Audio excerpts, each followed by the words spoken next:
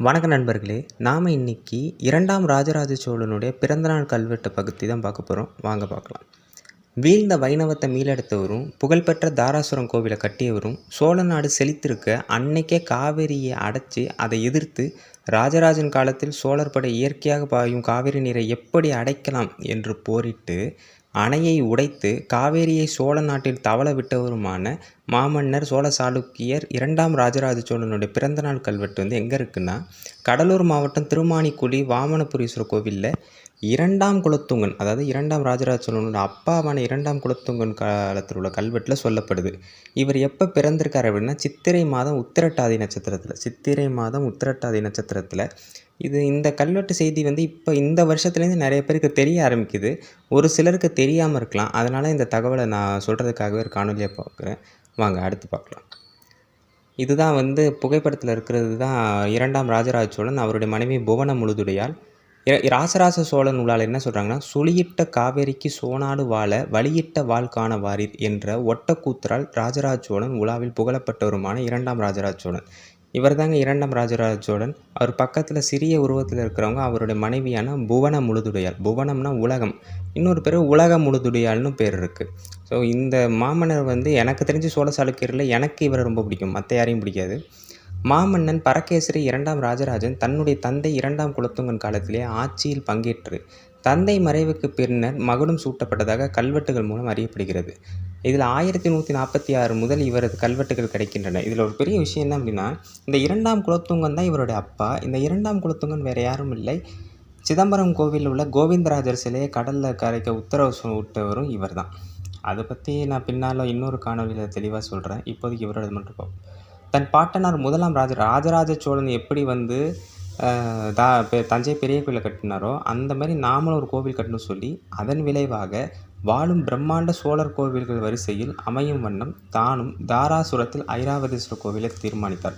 இதில் இன்னொன்று என்னென்னா, இந்த ஐராவதீஸ்வரர் கோயிலுங்கிறது இப்போ சொல்லப்படுது, ஆனால் பழைய பேர் என்ன ராஜராஜேஸ்வரம். தாராசுரம்ங்கிறது இப்போ சொல்லப்படுது, பழைய பேர் ராஜராஜேஸ்வரம் அப்படின்னு தான் சொல்லியிருக்காங்க. சோழேந்திர சிங்கன், தெய்வ பெருமாள், கண்டன், சொக்க பெருமாள், ராசகம்பீரன் முதலிய பட்டப்பெயர்கள் இவருக்கு உண்டு. இவர் நிறைய வைணவத்தை வழிபட்டிருக்கார். 2ஆம் ராஜராஜனின் ஆட்சியை பற்றி பல கல்வெட்டுகள் பாதுகாக்கப்பட்டிருக்கின்றன. அவற்றுள் அடங்கியுள்ள பல மெய்கீர்த்திகள் அவருடைய ஆட்சியின் நிலப்பரப்பையும் அவருக்கு அடங்கிய ஏராளமான சிற்றரசுகளின் பெயர்களையும் நிலைமைகளையும் தெரிவிக்கின்றன. ஆமாம், பல்ராயன்பேட்டைன்னு மயிலாடுதுறை பக்கத்தில் இருக்கக்கூடிய ஊரில் நிறைய 2ஆம் ராஜராஜ சோழன் கல்வெட்டு தான். அதாவது 2ஆம் ராஜராஜனுக்கு உண்டான அனைத்து தரவுகளும் அவர் எப்படி வாழ்ந்தாருங்கிறது ஒரு கலை பொக்கிஷம் பல்ராயம்பேட்டை கோவில். இந்த கல்வெட்டுகள் இராணுவ நடவடிக்கைகளை பற்றி ஒரு செய்தியும் இல்லாததால் 2ஆம் குலோத்துங்கன் ஆட்சியைப் போலவே 2ஆம் ராஜராஜன் ஆட்சியும் போர்கள் இல்லாமல் அமைதியாகவே இருந்தது.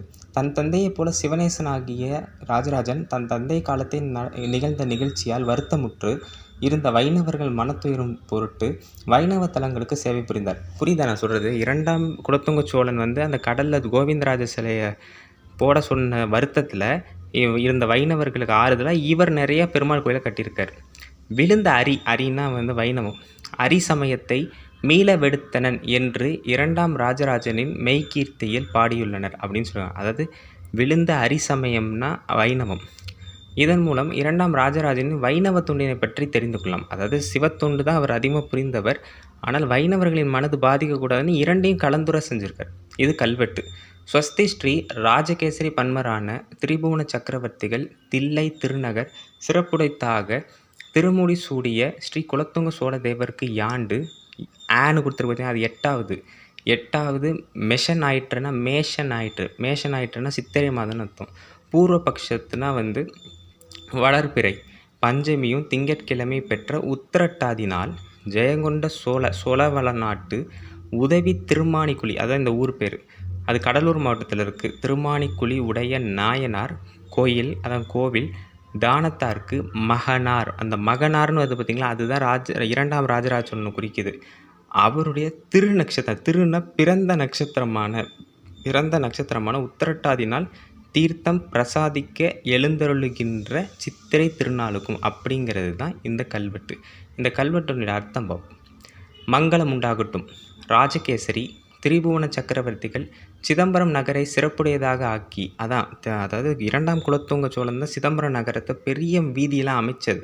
அதனால தான் சிதம்பரம் நகரை சிறப்புடையதாக ஆக்கி பட்டம் சூடிய மாமன்னர் 2ஆம் குலோத்துங்க சோழனின் 8ஆம் ஆட்சியாண்டில் சித்திரை மாதத்தில் வளர்பிறை பஞ்சமி திங்கட்கிழமை, இதெல்லாம் சோதிட குறிப்புகள். சித்திரை மாதம் வளர்பிறை பஞ்சமி திங்கட்கிழமை உத்திரட்டாதி நட்சத்திரத்தில் தன்னுடைய மகனான மாமன்னர் 2ஆம் ராஜராஜ சோழன் பிறந்த நாளான சித்திரை உத்திரட்டாதி நாளில் ஜெயங்கொண்ட சோழ வளநாட்டு திருமாணிக்குழி, அதான் இந்த கோவில் பேர், ஜெயங்கொண்ட சோழ வளநாட்டு திருமாணிக்கோவில் இறைவனுக்கு தானம் கொடுத்துள்ளார். அதாவது தன்னுடைய மகன், இப்போ நம்முடைய மகனோ மகளுக்கோ பிறந்தநாள் இருந்ததுன்னா கோவிலுக்கு போய் படையல் போட்டோ இதெல்லாம் பண்ணுறோம்ல, அந்த மாதிரி மன்னர் செஞ்சுருக்கார். இதன் மூலமாக தான் 2ஆம் ராஜராஜ சோழன் சித்திரை உத்திரட்டாதி நட்சத்திரத்தில் பிறந்திருக்காருன்னு நமக்கு தெரியுது. இந்த தகவலை எல்லாருக்கும் பகிருங்க. நன்றி, வணக்கம்.